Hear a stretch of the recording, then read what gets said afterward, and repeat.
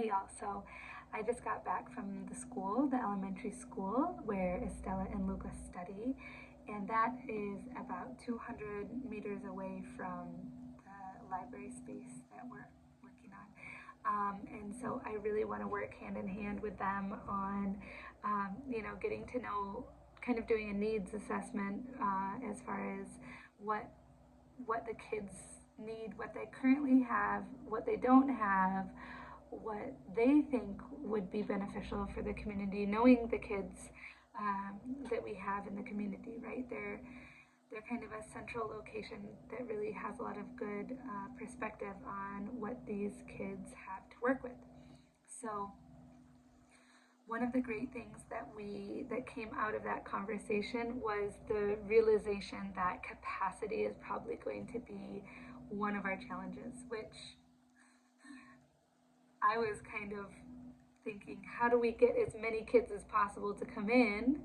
And they said, what you'll need to think about is, what is your capacity there? Being the only place for kids to play with 300 kids in the school system over summer vacation, how are you going to respect the capacity of the building itself so that you're not overflowing, right? And working together. I need to go in and talk to City Hall to get the documents that I need signed off.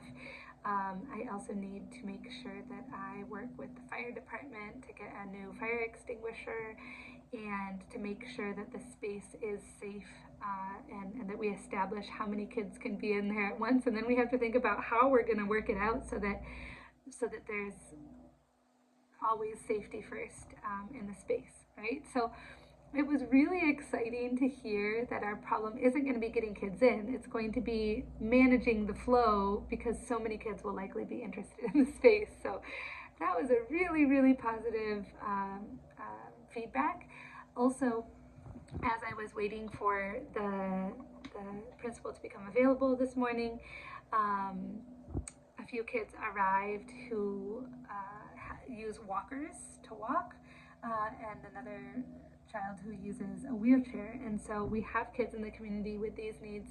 We have thought about this from the beginning. So just seeing the size of the walker was really important so that I can visualize.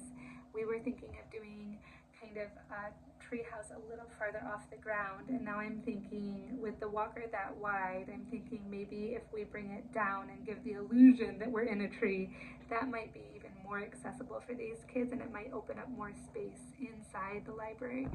So all of these things are really good, just getting our feelers out there and making sure that we're putting the kids in the community first in the middle of our needs gathering phase.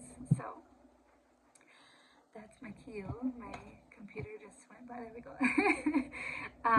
So thank you. Yes, and we've had additional donors in the past few days, and every time a donation rolls in, we get more energized because we know that makes it possible for us to take those next steps that we have in front of us. So keep them coming. Thank you so much. Share far and wide, please. Like I said in the previous update, this is going to take a village. So thank you all, and I will keep you posted.